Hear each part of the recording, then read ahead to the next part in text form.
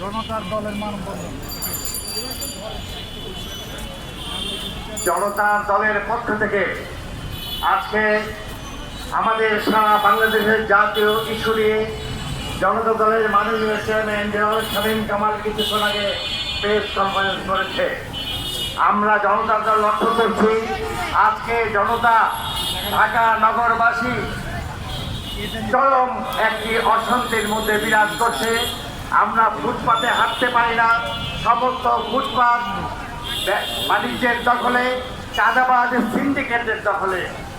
এই চাঁদাবাজ এবং সিন্ডিকেট থেকে উৎখাত করে নগরবাসী যেন সুন্দর একটা জীবন ব্যবস্থা গড়ে তুলতে পারে, সেই লক্ষ্যে আজকে জনতা দলের এই প্রয়াস। আগামী দিনে এই নগরবাসীকে আমরা ঐক্যবদ্ধ করব।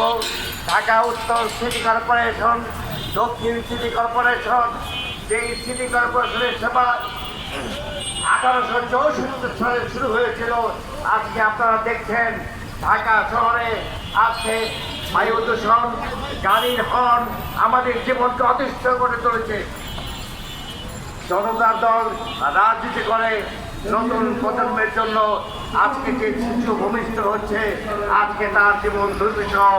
আগামী দিনে তাকে শব্দ দূষণের যন্ত্রণা নিয়ে এই রাস্তার ফুটপাতে নোংরা আবর্জনা খেয়ে আজকে সমস্ত জাতিকে ধ্বংসের একটা পর্যায়ে নিয়ে গেছে।